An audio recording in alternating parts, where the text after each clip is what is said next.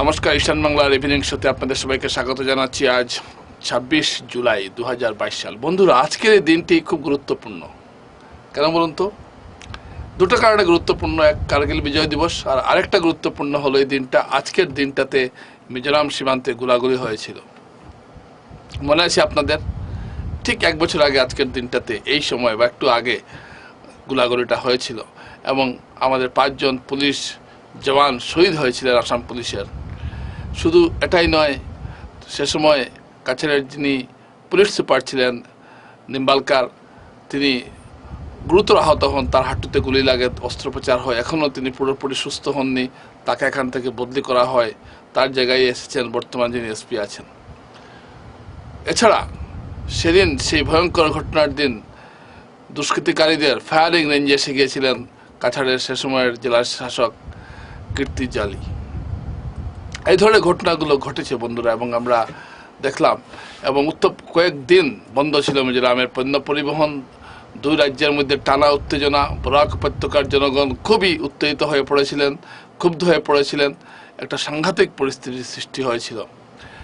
বারবার আলোচনা হয়েছে, অনেক কিছু হওয়ার পর শেষ পর্যন্ত লাইন খুলে এবং পণ্য পরিবহন ব্যবস্থা চালু হয়। কিন্তু বন্ধুরা, এই দিনটির এক বছর হয়ে গেল, এখন পর্যন্ত সেই সীমান্ত সমস্যার কোনো সুরাহা হলো না, কোনো ধরনের সমাধান হলো না সীমান্ত সমস্যা। আমাদের দেশে কোনো সমস্যাই পুরোপুরি সমাধান হয় না, এটাই একটা বড় মুশকিল। সব সমস্যায় ঝুলে থাকে। এই যে মিজোরামের সঙ্গে যে আমাদের একটা সীমান্ত বিরোধ, এটা কিন্তু আজকের নয়, বহু বছর থেকে এটা চলে আসছে, কিন্তু এই বিরোধের কোনো মীমাংসা আজ পর্যন্ত হয়নি। এটা অত্যন্ত দুঃখজনক কথা। আমরা আরও লক্ষ্য করেছি যে এই বিষয়টা নিয়ে কত আলোচনা হয়েছে দুই সরকারের মধ্যে, কিন্তু কোনো ধরনের সমাধান সূত্র বেরিয়ে আসেনি, এটা আমরা লক্ষ্য করেছি।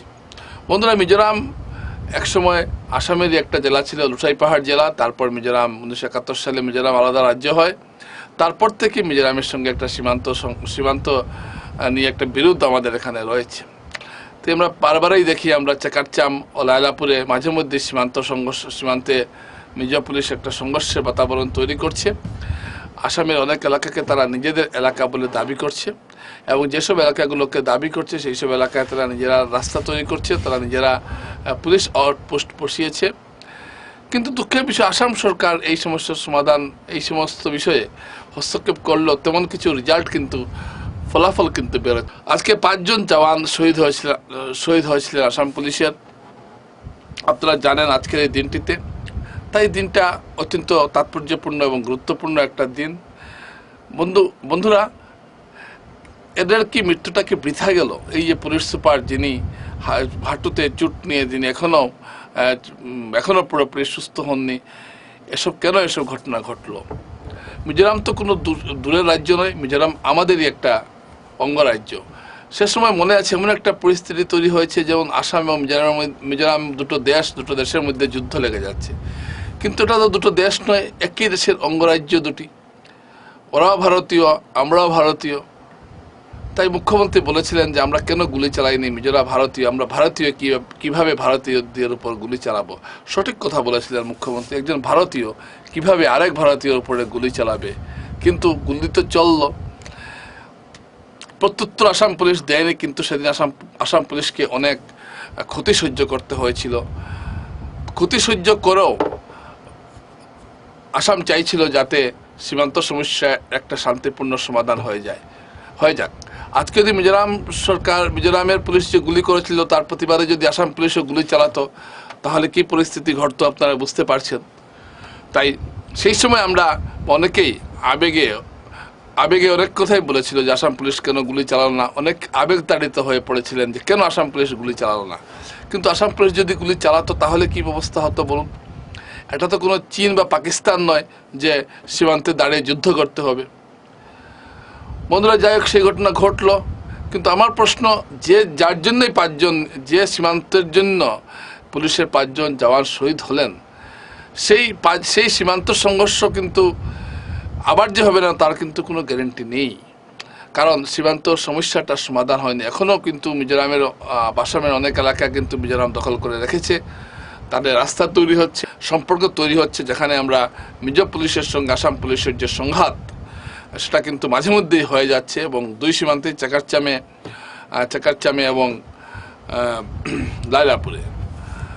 বন্ধুরা, মিজোরামের সঙ্গে এই যে আমাদের যে একটা আসামের যে বরাকের যে একটা সংঘর্ষের বাতাবরণ, এর কারণটা কি? শুধুই কি সীমান্ত সংঘর্ষ? কারণটা মানসিকতার অনেক তফাৎ রয়েছে, বিষয়গুলোকে একটু বুঝতে হবে। এখনো মিজোরামের বেশিরভাগ মানুষ কিন্তু বরাক উপত্যকা বা অবশিষ্ট ভারতের মানুষকে কিন্তু নিজের বলে গ্রহণ করতে পারেননি। কেন পারেননি? এর দায়ভার কিন্তু আমাদেরও আছে, এটাও বুঝতে হবে। কারণ মিজোরামে দীর্ঘদিন ব্যবসার নামে যে প্রতারণা করা হয়েছিল, তারপর কিছু লোক নানা কাজে এখান থেকে গেছেন মিজোরামে, মিজো মহিলাদের বিয়ে করে আবার সেখানে ফেলে এসেছেন। এই সমস্ত কিছুর পর বরাক তথা আসামের মানুষের প্রতি তাদের একটা ক্ষোভ রয়েছে, যার বহিঃপ্রকাশ আমরা মাঝে মধ্যেই দেখতে পাই। কিছু লোক মিজোরামের বনাঞ্চল দখল করে বসে আছেন, এটাও ঘটনা। আমি যখন এখানে বসে যখন কোনো কিছু বিশ্লেষণ করি, তখন আমি চেষ্টা করি পুরোপুরি নিরপেক্ষ থাকার। আমি বরাকের বলি যে সব কিছুকেই আমি ভালো মনে করবো, এমন কোনো কথা নয়। যে বিষয়ে এখানে মিজোরামের ক্ষেত্রেও কিন্তু আমাদের অনেক দোষ আছে। আপনারা জানেন, শিলচর অনেক ব্যবসায়ী বহু বছর মিজোরামকে প্রতারণা করেছে। কোনো নাম আমি বলছি না, কারণ এই ব্যবসায়ীরা অনেকেই এখন অস্তমিত সূর্য হয়ে গেছেন। এরা একসময় মিজোরামকে শোষণ করে শিলচরের এক বড় ব্যবসায়ী হয়েছিলেন। এইসব সরল পাহাড়িদের প্রতারণার দায় আজকে আমাদের নিতে হচ্ছে। তা এছাড়া মিজোরামে খ্রিস্টান মিশনারির যখন প্রভাব যখন বেড়েছে, তখন এখানে একটা ভারত বিদ্বেষী চক্র সবসময় সক্রিয় রয়েছে এবং তারা সাধারণ মিজোদের অনেক কিছু ভুল বুঝিয়ে আমাদের বিরুদ্ধে প্ররোচিত করে থাকে। এটাও কিন্তু এরও জন্য কিন্তু পরোক্ষে দায়ী আমরাই, কারণ উন্নয়নের যে ছোঁয়াটা সেটা আমরা মিজোরামে পৌঁছে দিতে পারিনি বা পৌঁছে দেওয়া হয়নি। কেন্দ্রের কোনো সরকারই উত্তর পূর্বের পাহাড়ি রাজ্যগুলিকে সবসময় গুরুত্ব দেয়নি, এক্ষেত্রে মিজোরামও ব্যতিক্রম নয়। তাই এই যে মানসিক একটা যে তফাৎ তৈরি হয়েছে মিজোরামের মানুষের সঙ্গে আমাদের মানুষের, এর জন্যই কিন্তু এ ধরনের ঘটনাটা ঘটছে। পশ্চিমবঙ্গের সঙ্গে তো ঘটছে না, আসামের ত্রিপুরার সঙ্গে তো ঘটছে না, তাহলে কেন দেখবেন অরুণাচল প্রদেশের সঙ্গে ঘটছে, নাগাল্যান্ডের সঙ্গে ঘটছে, মিজোরামের সঙ্গে ঘটছে, কিন্তু ত্রিপুরার সঙ্গে ঘটছে না, পশ্চিমবঙ্গের সঙ্গে ঘটছে না? কারণ কেন? মানসিকতার যে একটা ব্যবধান রয়েছে পাহাড়ি রাজ্যগুলির সঙ্গে আমাদের, সেটার জন্য এটা হচ্ছে না। আপনারা বলবেন পাহাড়ি রাজ্যগুলিতে উগ্রবাদ মাথাচাড়া দিয়ে উঠেছে, পাহাড়ি রাজ্যগুলিকে অনেকেই এখনো ভারতীয়ত্বের পাঠটা নেন, এ ধরনের কথা বলা হয়। বা খ্রিস্টান মিশনারি এখানে ব্যাপক হারে কাজ করছে, ভারত বিদ্বেষী প্রচার করছে, এগুলো সত্য, আমি এগুলো অস্বীকার করছি না, কারণ বিভিন্ন গোয়েন্দা সূত্রে এগুলো তথ্য বেরিয়ে এসেছে। কিন্তু শুধুমাত্র অন্যের দোষ দিলে হয় না। আমরা কি পেরেছি সেখানে গিয়ে আমাদের যেগুলো সেবামূলক কাজকর্ম, শিক্ষা, এসবের বিস্তার করা? এগুলো আমাদের অনেক দেরি হয়েছে, যার জন্য আজকে এই ধরনের ঘটনা ঘটছে। কিন্তু আমি আবারও বলছি, 1 বছর হয়ে গেছে যে এই সীমান্ত সংঘর্ষের, 1 বছরের মধ্যে কিন্তু সীমান্ত সমস্যাটা কিন্তু সমাধান হয়নি। আবার যে লালাপুরের সীমান্তে বা চাকাচ্চামের সীমান্তে যে গোলাগুলি হবে না, মানুষের প্রাণহানি হবে না, এর কিন্তু কোনো নিশ্চয়তা নেই। কয়েকদিন পরে পরে এই ঘটনাটা ঘটতে থাকে। এর একটা স্থায়ী সমাধান হওয়া দরকার। কয়েকদিন আগে মুখ্যমন্ত্রী বলেছেন যে অরুণাচল প্রদেশের সঙ্গে আসামের যে সীমান্ত বিবাদ রয়েছে সেটার নিষ্পত্তি ঘটেছে। যদি ঘটে থাকে তাহলে ভালো কথা। অনেক সময় রাজনৈতিক নেতারা বলেন যে সীমান্ত সমস্যার সমাধান হয়ে গেছে, তারপর দেখা যায় আবার একটা রক্তক্ষয়ী সংঘর্ষের সূচনা হয়।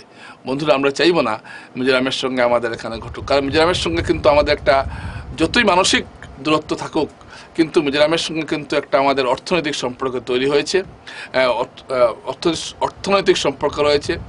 মিজোরাম যেমন আমাদের ছাড়া চলতে পারবে না, আমাদেরও মিজোরামকে প্রয়োজন, কারণ আমাদের অনেক ড্রাইভার, অনেক ধরনের মিস্ত্রি, অনেক ছোট ব্যবসায়ী এরা মিজোরামের উপর নির্ভর করে আছেন। ঠিক একইভাবে মিজোরামকেও আমাদের এদিক দিয়েই যেতে হবে।